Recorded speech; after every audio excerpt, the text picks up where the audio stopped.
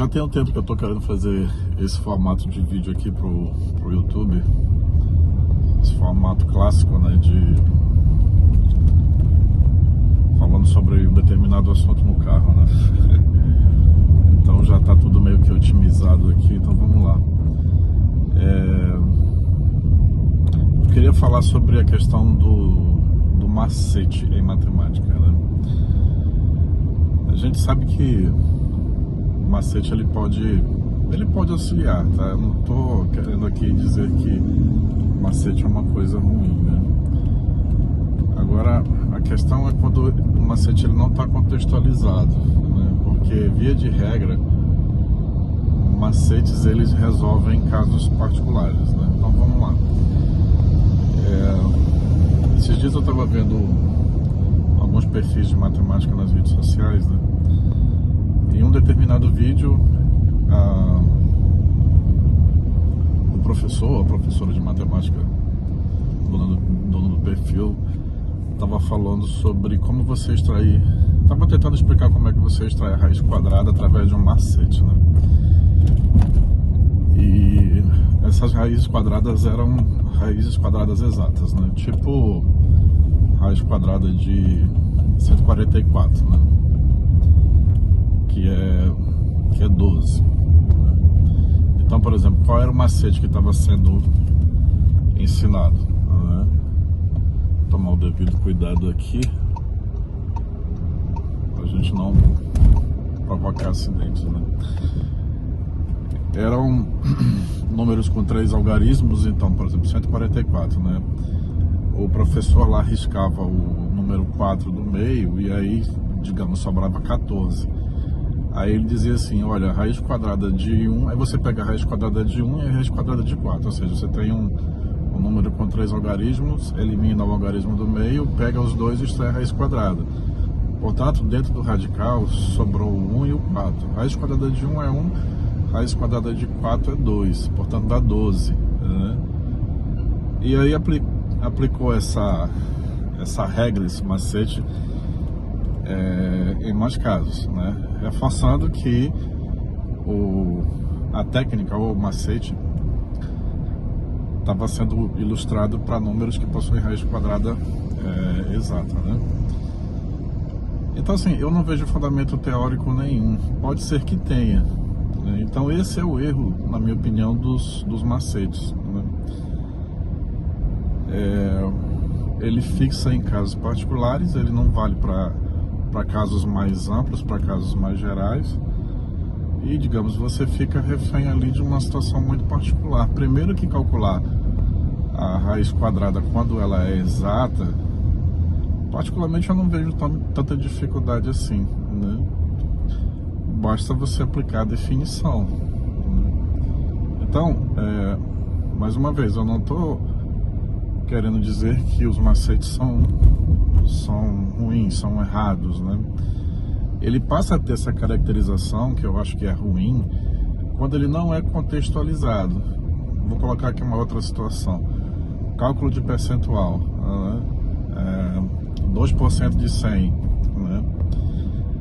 Aí a pessoa ensinava assim, olha, esse símbolozinho aqui do percentual, né? Que é aquele traço com uma bolinha em cima e uma bolinha embaixo, a esquerda superior e a direita inferior, aí dizia que aquilo ali representava zeros, então bastava você cortar 2 zeros. Então, por exemplo, 2% de 100, né? Corta os 2 zeros ali do 100, aí que é que sobra 2 vezes 1, que dá 2, né? Então 2% de 100 é 2. E saiu aplicando essa regra para outras situações, inclusive envolvendo deslocamento de casas decimais, né? Então, eu fiquei pensando, né? Por que não ensina a teoria, né? Eu entendo também que os macetes eles são úteis quando você está num certame, numa prova de concurso, né? Que o tempo ali é um fator determinante, né? Preponderante. Mas eu acredito que mesmo assim os macetes têm que ser contextualizados, né? Então, teoria, percentual, né? 2%, 3%, 40%, 50%, X%, né? Isso é simbólico. Isso representa uma fração de um todo, sendo esse todo o 100%. Então, toda vez que você tem X%, é X sobre 100, né? Ou seja, é uma fração X do 100, X sobre 100. 3%, 3 sobre 100. 50%, 50 sobre 100, que vai dar 5 sobre 10 quando você corta os zeros, né? Então são inúmeras as situações que eu vejo nas redes sociais e eu acho isso muito perigoso.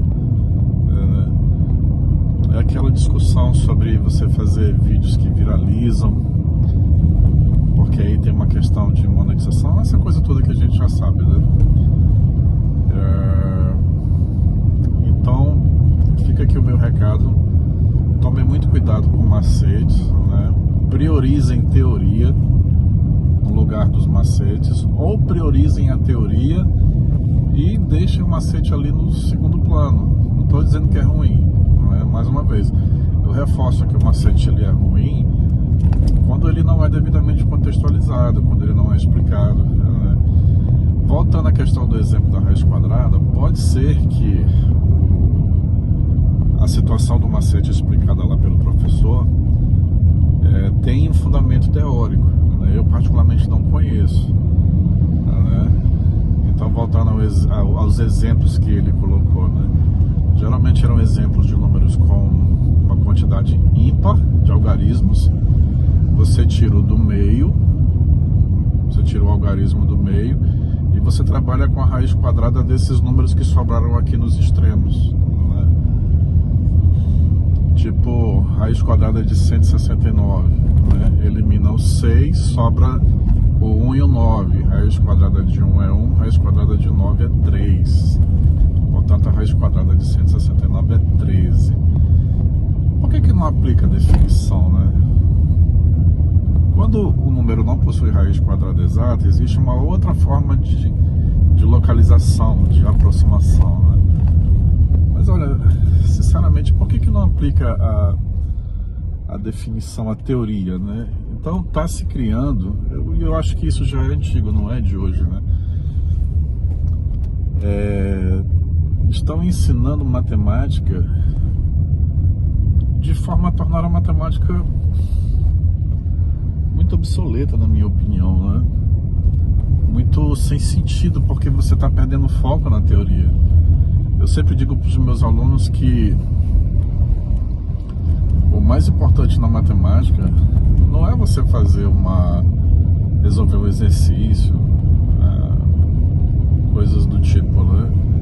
O mais importante é você saber a teoria ali, né? Existem questões extremamente difíceis em matemática que são aplicadas nos certames nacionais, né? E eu tenho certeza absoluta que quando você tem o domínio da teoria, você consegue resolver essas questões difíceis, né? Tipo questões ali do certame do ITA, do IME, os vestibulares, né? Os processos seletivos das universidades lá de São Paulo, que são bem rigorosos. Então, esse é o recado aqui que eu quero passar nesse vídeo, com esse formato. Tomem cuidado com os macetes, eles são perigosos sim, na minha opinião. São úteis? São, desde que devidamente contextualizados, né? Ficar bem claro que não é uma regra geral, se aplica a determinados casos e que eventualmente são úteis sim quando você está ali sendo controlado pelo tempo, né? Então isso que eu acho que é o mais importante nesse momento, tá? Então é isso, pessoal, um grande abraço. Qualquer comentário pode escrever aí que eu respondo.